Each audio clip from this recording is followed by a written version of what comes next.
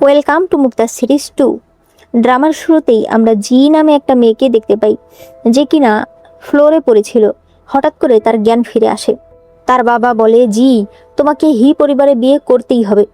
হি পরিবার অনেক ধনী পরিবার, আমি তাদের সঙ্গে পারবো না। তোমার বোন কোনোভাবেই হে পরিবারের ছেলে হেইকে বিয়ে করতে চাইছে না।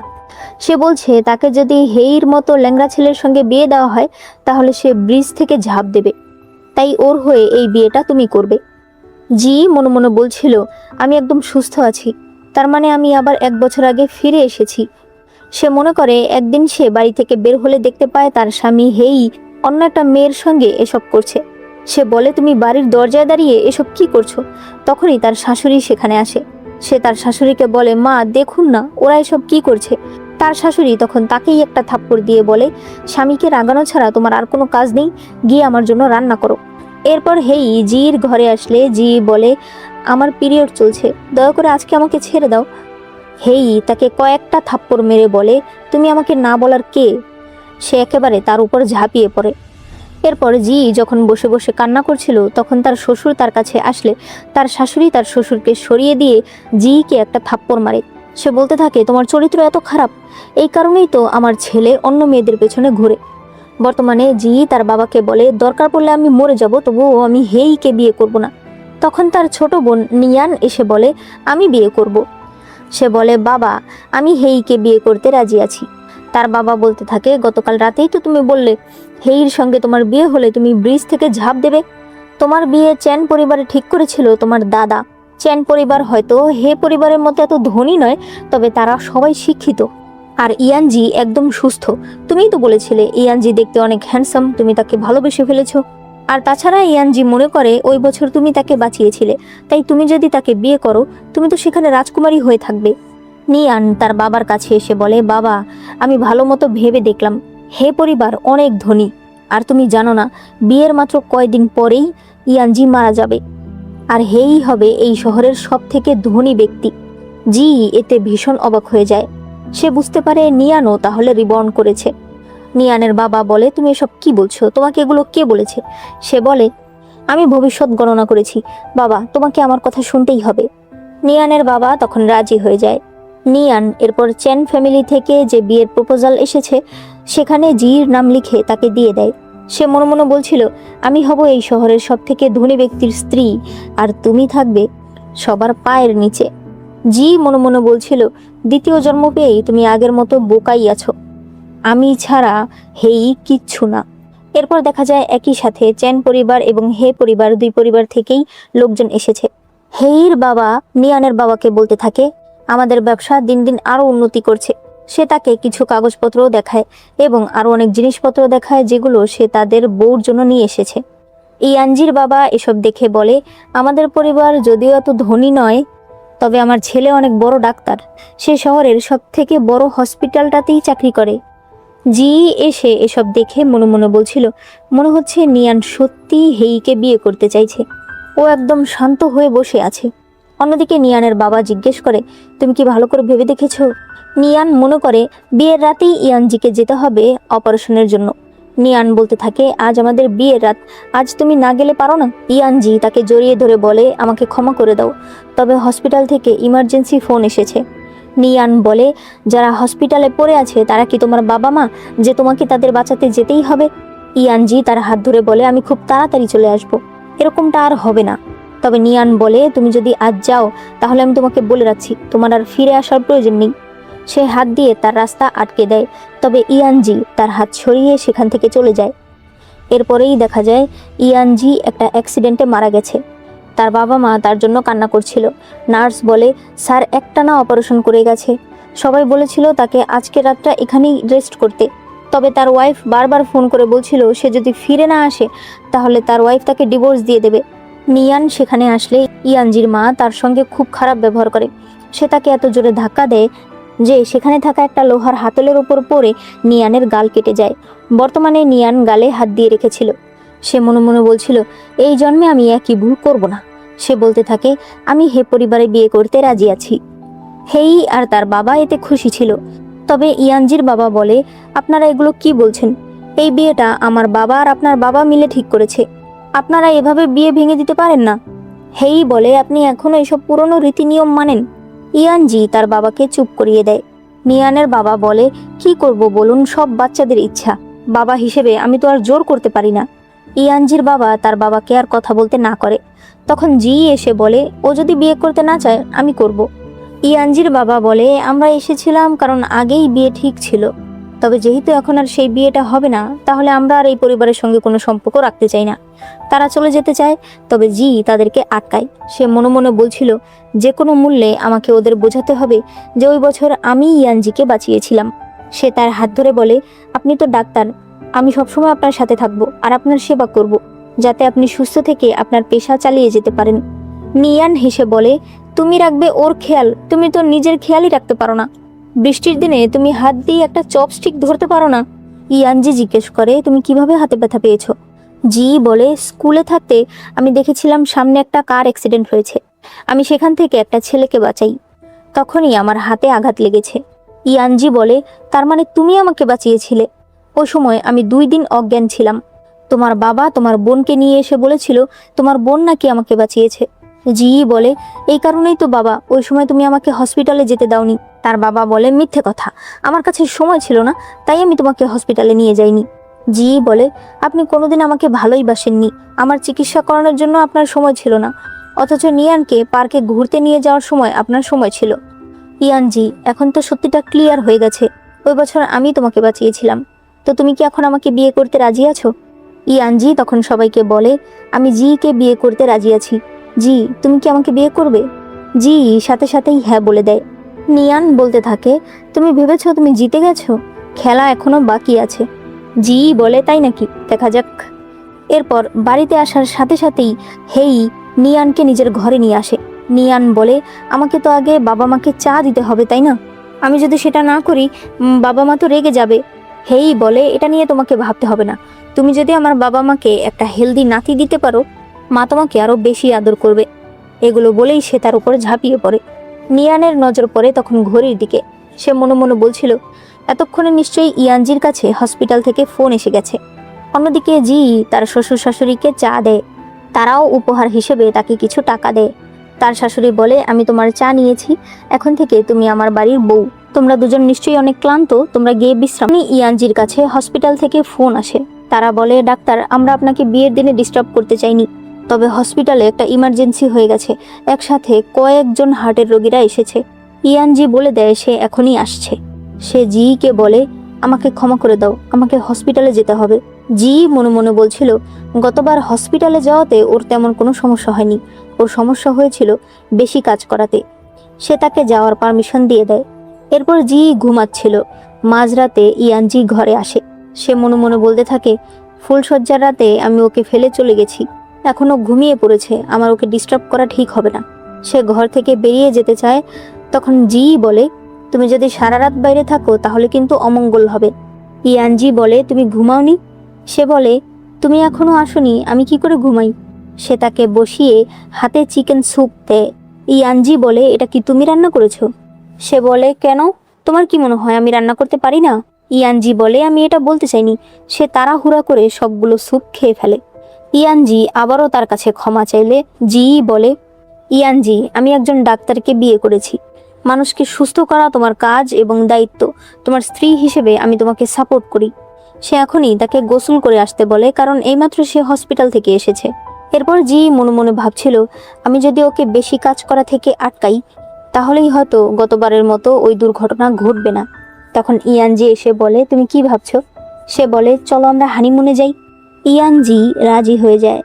এরপর জি ইয়ানজির চুল মুছে দিতে থাকলে তার একটু লজ্জা লাগছিল। ইয়ানজি তখন তাকে কিস করতে শুরু করে। এখানে সিন কাট হয়ে যায়। পরদিন সকালে নিয়ান তার শ্বশুর শাশুড়ির জন্য চা নিয়ে আসে। তার শাশুড়ি তার ঘাড়ে দাগ দেখতে পায়। সে বলে, তোমার বাবা মা তোমাকে এই শিক্ষা দিয়েছে, কালকের চা তুমি আজকে দিচ্ছ? হেই বলে, মা, নিয়ান তো আর এই বাড়ির নিয়ম জানে না, এরপর থেকে তুমিই তো ওর দেখাশোনা করবে। হেইর বাবা বলে, ছেলে তো ঠিকই বলেছে। হেইর মা তখন চা নিয়ে নেয়, তবে সে বলতে থাকে, এটা কি ধরনের চা, এত গরম কেন? সে চাটা নিয়ানের চেহারায় ছুঁড়ে মারে, যেটা তার হাতে লেগেছে। হেইর মা বলতে থাকে, আমি তোমার চা নিয়েছি, এখন থেকে তুমি এই বাড়ির বউ, আমাদের পরিবার শুধুমাত্র ধনী নয়, নাম এবং সম্মানেও অনেক বড়। তাই এখন থেকে তুমি সবসময় ভালো হয়ে চলবে। সে তার হাতে একটা খাম তুলে দেয়। সে বলতে থাকে, এখনই ওয়্যার হাউসের পেছনে যাও, সেখানে স্প্রিং ওয়াটার রয়েছে, এক বালতি স্প্রিং ওয়াটার নিয়ে আসো। সেটা 95 ডিগ্রিতে জাল করে আমার জন্য চা বানাবে। নিয়ান হেইর দিকে তাকালে সে বলে, তুমি আমার দিকে কেন তাকিয়ে আছো? মা যেটা বলবে সেটা তোমাকে শুনতেই হবে। নিয়ান বলে, আমাদের বাড়িতে কোনো কাজের লোক নেই, এগুলো কাজ আমার কেন করতে হবে? তার শাশুড়ি বলে, আমি সকল কাজের লোক বের করে দিয়েছি, এখন আমাদের বাড়িতে বউ রয়েছে, এখন বউ আমাদের সকল কাজ করবে। সে বলতে থাকে, মা কাজের লোকের কাজ আমি কেন করব? তার শাশুড়ি বলে, তাহলে তুমি একটা কাজের লোক রেখে নাও, বেতনটা তুমি দিলেই চলবে। সে বলতে থাকে, চা বানিয়ে আমার ঘরে পাঠিয়ে দিও। এরপর সে চলে যেতে থাকে। নিয়ান মনে মনে বলে, আমাকে এগুলো সহ্য করতেই হবে। যেদিন হেই এই শহরের সব থেকে ধনী ব্যক্তি হয়ে যাবে, সেদিন আমি আপনাদেরকে মজা বোঝাবো। সে হেইর কাছে গিয়ে বলতে থাকে, আমাদের বাড়িতে কি তুমি কোনো কাজের লোক রাখতে পারো না? আর তাছাড়া এই যুগে কেউ স্প্রিং ওয়াটারের পানি খায় নাকি? আমরা কি একটা ওয়াটার পিউরিফায়ার কিনতে পারি না? হেই তার কাছে এসে বলতে থাকে, তুমি আমার কথা শোনো, আমি তোমাকে সব দেব। সে আবারও তাকে টেনে নিয়ে যেতে থাকে নিজের ঘরে। এরপর নিয়ান জগে পানি ঢালতে গিয়ে একটু পানি ফেলে দেয়, তাতে পা পিছলে সে নিজেই পড়ে যায়। সে বলতে থাকে, কি ভুল হলো, আগের জন্মে জি তো ভালোই ছিল। সে জুতাটা ছুঁড়ে মারে, তবে সেটা গিয়ে পড়ে তার শাশুড়ির কাছে। তার শাশুড়ি এসে বলতে থাকে, তুমি এসব কি করছো? রান্নাঘরের তুমি এ কি অবস্থা করেছো? সে বলতে থাকে, মা আমি এখনই ভ্যাকিউম ক্লিনার আনছি আর সবকিছু পরিষ্কার করে দিচ্ছি। তার শাশুড়ি তাকে একটা থাপ্পড় মেরে বলে, এই বাড়িতে কোনো ভ্যাকিউম ক্লিনার নেই, এই কাপড় নিয়ে পুরোটা পরিষ্কার করো। এরপর তাড়াতাড়ি রান্না করো, কারণ সবার খিদা পেয়েছে। নিয়ান নিজেকেই নিজে বলছিল, আমি এগুলো সহ্য করব, কারণ একদিন সবকিছু ঠিক হয়ে যাবে। এদিকে ইয়ানজি বলছিল, আজ হসপিটালে অনেক পেশেন্ট এসেছে, আজ হয়তো ফিরতে আমার অনেক রাত হয়ে যাবে। জি তাকে দুপুরের খাবার দিয়ে দেয়। এরপর বলে, তুমি যাও, পেশেন্টদের অপেক্ষা করিও না। ইয়ানজি বলে, তুমি চিন্তা করো না, আমি অলরেডি হসপিটালে ছুটির জন্য আবেদন করেছি, সেটা পেয়ে গেলেই আমরা হানিমুনে চলে যাব। সে চলে গেলে জি কিছু হোটেল দেখতে থাকে, যেটা সে হানিমুনের জন্য বুক করতে চায়। একটু পরেই জির কাছে একটা ফোন কল আসে, যেখানে বলা হয়, আপনি কি ডাক্তার ইয়ানজির স্ত্রী? তার অ্যাক্সিডেন্ট হয়েছে। জির পায়ের নিচ থেকে তখন মাটি সরে যায়। সে ক্যালেন্ডারে দেখতে পায় আজকে যে তারিখ, গতবার এই তারিখে কিছুই হয়নি। সে মনে মনে বলতে থাকে, আমার পুনর্জন্ম হয়েছে, তাই কি সবকিছু আগে হচ্ছে? এদিকে দেখা যায় অ্যাক্সিডেন্টের জায়গায় একজন মারা গেছে। জি দৌড়ে দৌড়ে সেখানে আসে। সে একজন মহিলাকে জিজ্ঞেস করে, যে লোকটা পড়ে আছে সে কি 6 ফুট লম্বা? মহিলা বলে, সে একটা সাদা শার্ট গায়ে দিয়ে আছে, তার চেহারা নষ্ট হয়ে গেছে, তাই চেহারা বোঝা যাচ্ছে না। জি বলতে থাকে, অসম্ভব, এগুলো কি করে হলো? তখনই নিয়ান এসে তাকে আপু বলে ডাক দেয়। সে তার উপরে পেপার মানি ছিটিয়ে দেয়। সে বলে, আজ আমার মনটা একটু খারাপ লাগছিল, তাই আমি একটু বাইরে বেরিয়েছিলাম, আমি বুঝতেই পারিনি ইয়ানজি যে এত আগেই চলে যাবে। জি বলে, এখনো কোনো কিছু প্রমাণ হয়নি, তুমি আগেই এসব কথা বলবে না। নিয়ান বলতে থাকে, তুমি কেন মানতে চাইছো না? তুমি গাড়ির নাম্বার প্লেটটা ভালো করে দেখো, এটা তোমার স্বামীরই গাড়ি, তুমি একটা অলক্ষী, বিয়ের সাথে সাথেই তোমার স্বামী চলে গেল। জি বলতে থাকে, তুমি চুপ করো, ইয়ানজি একদম ঠিক আছে। সে বলে, তুমি কান্না করতে করতে যদি সকাল বানিয়ে ফেলো, তাতেও কোনো লাভ হবে না, সত্যিটা তোমার সামনেই আছে। আপু, এইবার তুমি বুঝবে এই দুঃখ কতটা যন্ত্রণার। জি বলতে থাকে, তুমি চুপ করো, ইয়ানজি নিশ্চয়ই ভালো আছে। সে বলে, আপু আগের জন্মেও তার কম আয়ু ছিল, এবারও তার কম আয়ু। জি তাকে একটা থাপ্পড় মারে। নিয়ান তখন চিৎকার করে বলতে থাকে, এই অলক্ষী মেয়েটা বিয়ের সাথে সাথেই তার হাজবেন্ড চলে গেছে। জি আবারও তাকে একটা থাপ্পড় মারে। নিয়ান তাকে থাপ্পড় মারতে চায়, তখনই ইয়ানজি তাকে থামতে বলে। নিয়ান বলে, তুমি সত্যিই মরনি? জি তাকে জড়িয়ে ধরে কান্না করতে শুরু করে। নিয়ান বলে, তুমি কি ভূত? তুমি কিভাবে বেঁচে আছো? জি আবারও তাকে একটা থাপ্পড় মারে। নিয়ানও তাকে মারতে চায়, তবে ইয়ানজি তার হাত ধরে ফেলে। নিয়ান বলতে থাকে, তোমরা অপেক্ষা করো, হেই যখন এই শহরের সব থেকে ধনী ব্যক্তি হয়ে যাবে, তখন আমি তোমাদেরকে বোঝাবো। জি বলে, অবশ্যই, আমি সেই দিনের অপেক্ষায় আছি। নিয়ান সেখান থেকে চলে গেলে জি ইয়ানজিকে বলে, তুমি ঠিক আছো? তাহলে ওই বডিটা কার? ইয়ানজি বলে, ওই গাড়িটা আমার গাড়ির সঙ্গেই ধাক্কা লাগতে গিয়েছিল, তবে আমি কোনো মতে গাড়িটাকে সরাতে পারি, তাই আমি অল্প আঘাত পেয়েছি। সে তার কপালে কিস করে বলে, তোমাকে অনেক ধন্যবাদ, তুমি বারবার করে আমাকে বলে দিতে আমি যেন গাড়ি সাবধানে চালাই। সে তাকে জড়িয়ে ধরে। অন্যদিকে নিয়ান বাড়িতে আসলে দেখতে পায় তার শ্বশুর শাশুড়ি তার জন্যই অপেক্ষা করছে। তার শাশুড়ি তাকে সামনে এসে নীল ডাউন হয়ে বসতে বলে। নিয়ান বলে, কিন্তু আমি তো কিছুই করিনি, আমি উপরে যাচ্ছি আমার হাজবেন্ডের কাছে। তখন তার শ্বশুর তাকে টেনে এনে সেখানে বসায়। তার শাশুড়ি বলতে থাকে, তুমি রাস্তায় দাঁড়িয়ে এরকম আজে বাজে মিথ্যা কথা ছড়াচ্ছিলে, তুমি আমাদের পরিবারের নাম একেবারে ডুবিয়ে দিয়েছো। সেগুলো বলতে বলতে তাকে মারছিল। তখনই হেই আসলে নিয়ান তাকে বলতে থাকে, তুমি বলো না মাকে, মা যেন আমাকে আর না মারে, আমি এরকমটা আর করব না। হেই বলে, মা আমি তোমাকে কয়দিন বলেছি, তোমার যদি কাউকে মারতে ইচ্ছে করে অন্তত এমন জায়গায় মেরো না যেন লোকে দেখে, এখন ওকে দেখলে মানুষ আমাদেরকে কি বলবে। তার শাশুড়ি বলতে থাকে, মারতে মারতে আমি ক্লান্ত হয়ে গেছি, আমার জন্য এখন কিছু রান্না করে নিয়ে আসো। নিয়ান বলতে থাকে, হেই তুমি তোমার মাকে বলো না আমি আজ রান্না করব না, আমার সারা শরীরে ব্যথা। হেই বলে, তুমি যেটা বলবে সেটা আমাকে শুনতে হবে, আমি মাকে না থামালে এখনো মার খেতেই থাকতে। এই বলে সে চলে যায়। এরপর নিয়ান রান্না করছিল। সে বলতে থাকে, জি এই সব কিছুর জন্য দায়ী তুমি, আমি তোমাকে ছাড়বো না। এরপর জি তার শাশুড়িকে স্যুপ দিলে তার শাশুড়ি বলে, এগুলো কি রান্না করেছো, এত লবণ কেন দিয়েছো? সে তার হাতে সেটা ঢেলে দেয়। নিয়ান হেইকে বলতে থাকে, দেখো না মা স্যুপ আমার হাতে ঢেলে দিয়েছে। হেই বলে, তাহলে সেই হাত দিয়ে তুমি আমাকে কেন ধরছো? নিয়ানের শাশুড়ি বলে, তোমার বোনকে দেখো কিভাবে পুরো পরিবারটাকে সামলে রেখেছে, আর তুমি একটা স্যুপ পর্যন্ত রান্না করতে পারো না। হেই বলে, সারাদিন এত ঝগড়াঝাটি ভালো লাগে না, এখন আমি বের হচ্ছি, আজ রাতে বাড়ি ফিরবো না। এরপর নিয়ান যখন ঘরে আসে তখন সে ফোনে একটা SMS দেখে তাড়াতাড়ি বেরিয়ে পড়ে। বাইরে আসতেই সে দেখতে পায় হেই অন্য একটা মেয়ের সঙ্গে ঘুরছে। সে মনে মনে বলছিল, অসম্ভব, এটা তো আমি কোনোভাবেই মেনে নেব না। সে হেইর কাছে গিয়ে বলে, এত রাত হয়ে গেছে, তুমি এখনো বাড়িতে কেন গেলে না? সেই মেয়েটা বলে, উনি কে? নিয়ান তার চুলের মুঠি ধরে বলে, আমি তার স্ত্রী। হেই বলতে থাকে, নিয়ান তুমি কি পাগল হয়ে গেছো? সে বলে, আমি সারাদিন তোমার মায়ের কাছে চাকরানি হয়ে খাটছি, আর তুমি এখানে অন্য মেয়েদের নিয়ে ঘুরছো। সে তাকে ধরে মারতে শুরু করে। তখন দেখা যায় সেখানে জি এসেছে। সে এক রিপোর্টারকে ফোন করে বলে, আগামীকাল যেন সকল রিপোর্টের হেডলাইনে থাকে, হে পরিবারের উত্তরাধিকারী হেই তার স্ত্রীর সঙ্গে রাস্তায় দাঁড়িয়ে মারামারি করছে। সে বলতে থাকে, নিয়ান এটা তো শুধুমাত্র শুরু। তখনই নিয়ান তাকে দেখতে পায়। সে বলে, তুমি এখানে কেন এসেছো? আমার উপর হাসতে এসেছো? জি বলে, একদমই না, আমি তো এই রাস্তা দিয়ে যাচ্ছিলাম, আমি বুঝতে পারিনি আমি যে রাস্তায় একটা যাত্রা দেখতে পাবো। নিয়ান বলতে থাকে, তোমার নিশ্চয়ই অনেক গর্ব হচ্ছে তাই না? তখনই তারা দেখতে পায় আশেপাশের অনেক মানুষ তাদেরকে ভিডিও করছে। হেই তাদেরকে থামতে বলে। জি নিয়ানকে বলে, এটা সবেমাত্র শুরু, সামনে তোমার জন্য কি কি অপেক্ষা করছে তোমার কোনো ধারণাই নেই। এরপর তারা বাড়িতে আসলে দেখতে পায় তার শাশুড়ি তার জন্য রান্না করেছে। সে বলতে থাকে, আজ আমি তোমার জন্য রান্না করলাম, আমি তোমার জন্য একটা ওষুধও বানিয়েছি যেটা খেলে তোমার হাতের ব্যথা কিছুটা কমবে। জি খাবার খেয়ে বলে, এটা খেতে খুবই ভালো হয়েছে। তার শ্বশুরও তাকে একটা খাবার দেয়। সে বলে, তোমরা দুজন ভালো থাকলেই আমরা খুশি। এরপর ইয়ানজির মা তাকে একটা ব্রেসলেট দেয়, যেটা মূলত এই বাড়ির ঐতিহ্য। ইয়ানজি নিজের হাতে সেটা তাকে পরিয়ে দেয়। ঘরে আসলে ইয়ানজি বলে, তুমি ব্রেসলেট দেখে দেখে কি ভাবছো? জি বলে, আজ আমি অনেক খুশি। সে ইয়ানজিকে জড়িয়ে ধরে বলে, কিছুদিন পরেই আমাদের বাড়িতে একটা অনুষ্ঠান রয়েছে, আমি সেখানে যেতে চাই না। ইয়ানজি বলে, তোমার কিসের ভয়, আমি তো আছি তোমার সাথে। এরপর দেখা যায় এরা দুই মেয়ে তাদের স্বামী সহ বাবার বাড়িতে এসেছে। নিয়ান জির হাতের ব্রেসলেট দেখে বলে, এটা তুমি কোথা থেকে কিনেছো? জি বলে, এটা আমাকে আমার শাশুড়ি দিয়েছে। ইয়ানজি জিকে খাবার দেয়। এগুলো দেখে নিয়ানের অনেক হিংসা হচ্ছিল। সে তার বাবাকে রান্নাঘরে নিয়ে যায়। সে বলে, বাবা তুমি দেখেছো হেই কেমন? নিয়ান বলতে থাকে, বাবা তুমি দেখবে হেই একদিন এই শহরের সব থেকে বড় ধনী ব্যক্তি হবে, তাই এখন তোমাকে আমাকে সাহায্য করতেই হবে। খাবার খাওয়ার সময় হেই বারবার জির দিকে তাকাচ্ছিল।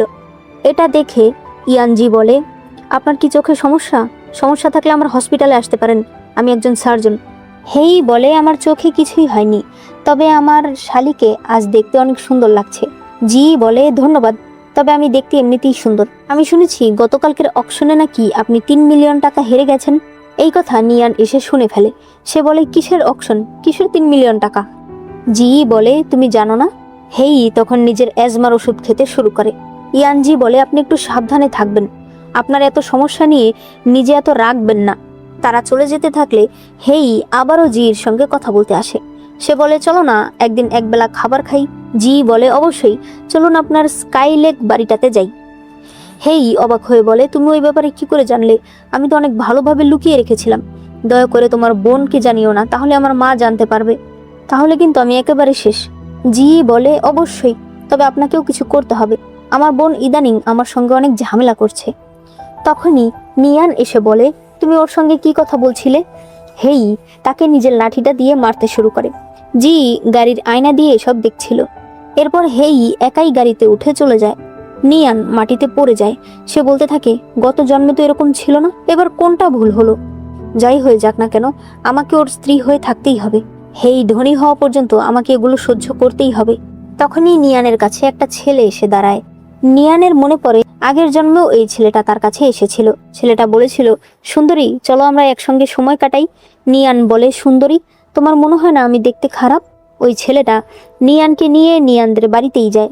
তখনই ইয়ানজির মা সেই ঘরে চলে আসে। সে বলতে থাকে, আমার ছেলে গিয়েছে 1 মাসও হয়নি, এর মধ্যেই তুমি এসব শুরু করে দিয়েছ। বর্তমানে নিয়ান বলছিল, ওই ঘটনার পর চ্যান পরিবার আমাকে বাড়ি থেকে বের করে দেয়, বাবাও আমাকে বাড়িতে তোলে না। এরপর থেকেই আমার জীবনটা একেবারে দুর্বিষহ হয়ে যায়। সে ওই ছেলেটাকে বলে, তুমি চ্যান পরিবারের বউয়ের সঙ্গে গিয়ে ঝামেলা করো, তোমাকে তার জীবনটা একেবারে শেষ করে দিতে হবে। ছেলেটা বলে, কিন্তু আমি তোমার কথা কেন শুনবো? নিয়ান তখন তাকে 5,000 টাকা দেয়। সে বলে, তুমি যদি কাজটা ঠিক করে করতে পারো আমি তোমাকে 10,000 দেব। এতে ওই ছেলেটা রাজি হয়ে যায়। এরপর নিয়ানের বাবা বলতে থাকে, নিয়ান তুমি হঠাৎ ফিরে আসলে যে? নিয়ান তার বাবাকে একটা ওষুধ দিয়ে বলে, তোমাকে এটা জির খাবারে মিশিয়ে দিতে হবে। তার বাবা বলতে থাকে, তুমি এটা কি বলছো? এটা কি? নিয়ান বলে, তুমি চিন্তা করো না, এটাতে জি মরবে না। বাবা তুমি ভুলে যেও না, হেই একদিন এই শহরের সব থেকে ধনী ব্যক্তি হবে, তাই আমার কথা তোমাকে শুনতেই হবে। এটা যে কোনোভাবে তোমাকে ওকে খাইয়ে দিতে হবে। এরপর জির বাবা একটা স্যুপ নিয়ে জির বাড়িতে আসে। জি তাকে এনে ঘরে বসায়। তার বাবা বলে, বাড়িতে কি তুমি আজ একা? জি বলে, হ্যাঁ, ইয়ানজি হসপিটালে গেছে আর বাবা মা বাইরে ঘুরতে গেছে। তার বাবা বলে, তাহলে তো ভালো হয়েছে। জি বলে, বাবা আপনার কি কোনো কিছু দরকার আছে? আমি কি বাবা মাকে ফোন করব? জির বাবা বলে, না না। সে স্যুপটা বের করে। সে বলতে থাকে, জি আমি আগে তোমার সঙ্গে অনেক অন্যায় করেছি। জি বলে, বাবা ওগুলো সব অতীত, আপনি ওগুলো ভুলে যান। বাবা আপনি কি শুনেছেন, ইয়ানজির হসপিটালে কয়েকদিন আগে একটা পেশেন্ট পাওয়া গেছে যার বডিতে কিছু ড্রাগ পাওয়া গেছে, আর এখন তো টেকনোলজি অনেক উন্নত, কে ওই ড্রাগ দিয়েছে তাকেও ধরে ফেলা হয়েছে। এই কথা শুনে তার বাবা বলে, আমার মনে পড়েছে, আমি বাড়িতে রান্না চড়িয়ে এসেছি। সে তাড়াতাড়ি যেতে থাকলে জি বলে, বাবা সাবধানে যান, সামনে কিন্তু সিসিটিভি ক্যামেরা রয়েছে। সে বাইরে আসলে নিয়ান বলে, সবকিছু ঠিক মতো হলো তো? তার বাবা বলে, আমার কেন জানি মনে হচ্ছে ও কিছু একটা বুঝতে পেরেছে, ওর কিছু হবে না তো? নিয়ান বলে, বাবা তুমি সব কি বলছো, আমি তো ওর আপন বোনই, তাই না? আর বাবা বলে, ওদের বাড়িতে সিসিটিভি ক্যামেরা রয়েছে। নিয়ান বলে, ক্যামেরার চিন্তা তোমাকে করতে হবে না, আমি সবকিছু সামলে নিয়েছি। তার বাবা তখন চলে যায়। ওই সময় ওই ছেলেটা নিয়ানের সামনে পড়ে। নিয়ান তাকে একটা ক্যামেরা দিয়ে বলে, শোনো তোমাকে শুধুমাত্র ভালো করে ছবি তুলতে হবে। ভেতরে এসে নিয়ান বলতে থাকে, দেখো ও অজ্ঞান হয়ে আছে, তুমি কিন্তু ওর ভালো মতো ছবি তুলবে, নয়তো এর পরিণাম তো তুমি জানোই। এরপর সে বাইরে চলে আসে। তখন সে বলতে থাকে, উপরওয়ালাও আমাকে সাহায্য করে। সে দেখতে পায় সামনে জির শাশুড়ি। সে বলতে থাকে, আন্টি আপনি এসেছেন, এমন একটা ঘটনা, আমি তো মুখ দেখাতেই পারছি না। জির শাশুড়ি বলে, কেন কি হয়েছে? সে বলে, আমি এসেছিলাম আমার বোনের সঙ্গে দেখা করতে, কিন্তু এসে শুনতে পাই এখানে একটা পুরুষের গলা। জির শাশুড়ি বলে, অসম্ভব, এরকম কাজ জি করতেই পারে না। নিয়ান বলতে থাকে, আপনার বিশ্বাস না হলে আপনি এখনই গিয়ে দেখতে পারেন। জির শাশুড়ি বলে, অসম্ভব, তুমি যে কতটা খারাপ সে বিষয়ে আমি জানি, তুমি আমার ছেলের বোন নামে শুধু শুধু অপবাদ দিচ্ছ। সেখানে আরো 2জন মহিলা ছিল। তারা বলতে থাকে, শুনেছি তোমার ছেলের বউ নাকি দেখতে অনেক সুন্দরী, হলে হতেও পারে, তোমার যদি বিশ্বাস না হয় তাহলে চলো আমরা গিয়ে দেখি। এরপর তারা সবাই একসঙ্গে ঘরে আসে। তখন ভেতরে এসে দেখে জি চা খাচ্ছে। নিয়ান চারদিকে ওই ছেলেটাকে খুঁজতে শুরু করে। নিয়ান বলতে থাকে, জি তুমি ওকে কোথায় লুকিয়ে রেখেছো? জি বলে, তুমি আসলে কি খুঁজছো আমাকে বলো, আমি তোমাকে সাহায্য করব। তখনই ইয়ান জি বলে, তুমি কি আমাকে খুঁজছো নাকি? নিয়ান বলতে থাকে, তুমি কখন এসেছো, তোমার তো হসপিটালে থাকার কথা ছিল। তখন দেখানো হয় ওই ছেলেটা যখন জির কাছে আসতে চায় তখন জি তাকে একটা লাথি মারে। তখনই ইয়ান জি সেখানে আসে। সে তাকে ধরে বলে, সত্যি করে বলো তোমাকে কে পাঠিয়েছে। তখন ওই ছেলেটা নিয়ানের নাম বলে। জি সেখানে একটা রেকর্ডিংও শোনায় যখন নিয়ান ওই ছেলেটাকে জির ছবি তুলতে বলেছিল। জির শাশুড়ি এসে নিয়ানকে একটা থাপ্পড় মারে। তখনই ইয়ানজির বাবা এসে বলে, আমি তো ভেবেছিলাম হে পরিবার অনেক বড় পরিবার, তাদের ছেলের বউকে তারা এভাবে রাখে। নিয়ান বলতে থাকে, দয়া করে ওনাদেরকে জানাবেন না। তবে দেখা যায় পেছনে অলরেডি হেই চলে এসেছে। সে এসেই নিয়ানকে একটা থাপ্পড় মারে। তার শাশুড়ি বলতে থাকে, আমি শুনেছি তুমি নাকি একজনকে ভাড়া করেছিলে নিজের বোনের রেপুটেশন নষ্ট করতে। তুমি আমাদের পরিবারের মান সম্মান একেবারে ডুবিয়ে দিয়েছ। হেই তাকে ঘাড়ে ধরে টেনে নিয়ে বাড়ি চলে যায়। জি বলতে থাকে, বাবা মা নিশ্চয়ই আপনাদের আমাকে দেখে হাসি পাচ্ছে। তার শ্বশুর শাশুড়ি বলে, একদমই না, আমাদের তো খুশি হচ্ছে যে তুমি এত চালাক। এরপর তারা সবাই সেখান থেকে চলে গেলে ইয়ানজি বলে, তুমি তোমার বাবার সঙ্গে এবার কি করবে? তুমি কিভাবে তাকে সন্দেহ করলে? জি বলে, আমি এত বড় হয়েছি, আমার বাবা কোনোদিন আমাকে একটা খাবার কিনে পর্যন্ত দেয়নি। সে আজ হঠাৎ করে আমার জন্য স্যুপ বানিয়ে এনেছে। এতেই তো সবকিছু বোঝা যায়। ইয়ানজি বলে, জি তুমি তোমার সব কষ্টের কথা আমাকে বলতে পারো, কারণ আমি তোমার পরিবার। তোমাকে আর সবকিছু একা সামলানোর কোনো প্রয়োজন নেই। জি এতে অনেক খুশি হয়ে যায়। অন্যদিকে নিয়ান ময়লা ফেলতে এসে আবার ওই ছেলেটাকে দেখতে পায়। সে তাড়াতাড়ি ওই ছেলেটার হাত ধরে তাকে নিয়ে বাইরে চলে আসে। ওই ছেলেটা বলতে থাকে, দেখো ওরা আমার অবস্থা কি করেছে, আমার ভীষণ রাগ হচ্ছে। আমি তোমার বোনকে তো পাবো না, তবে তোমাকে আমি ছাড়বো না। তখনই হেই এসে তাকে দেখে ফেলে। হেইর সঙ্গের মেয়েটা বলতে থাকে, আপনার স্ত্রী তো দেখছি আপনার থেকেও এক ধাপ এগিয়ে। হেই তার গলা ধরে বলতে থাকে, আমি এখন না আসলে তো জানতেই পারতাম না তুমি আমাকে কিভাবে সবুজ টুপি পরাচ্ছ। ঘরে চলো, আমি তোমার ব্যবস্থা করছি। ওই মেয়েটা বলে, আপনার বোন আমাকে একটা কথা বলতে পাঠিয়েছে। এবারও আপনি তার কাছে হেরে গেছেন। সকালবেলা ঘুম ভেঙে জি তার হাজবেন্ডকে দেখে তার চেহারায় টাচ করতে শুরু করে। সে বলে, আমার হাজবেন্ড দেখতে এত হ্যান্ডসাম। ইয়ানজি বলে, সকাল সকাল মানুষের প্রশংসা শুনতে খুব ভালো লাগে। জি তখন তার হাতের আঘাত দেখে বলে, আমি না থাকলে তোমার হাতে এগুলো লাগতো না। ইয়ানজি তাকে জড়িয়ে ধরে বলে, আমি তোমার হাজবেন্ড, আমার এটা দায়িত্ব। তোমাকে দেখে রাখা, তোমার প্রোটেকশন দেয়া আমার কর্তব্য। জি বলতে থাকে, ইয়ানজি সত্যি তোমাকে পেয়ে আমি অনেক খুশি। ইয়ানজি বলে, এই কথাটা তো আমার বলা উচিত।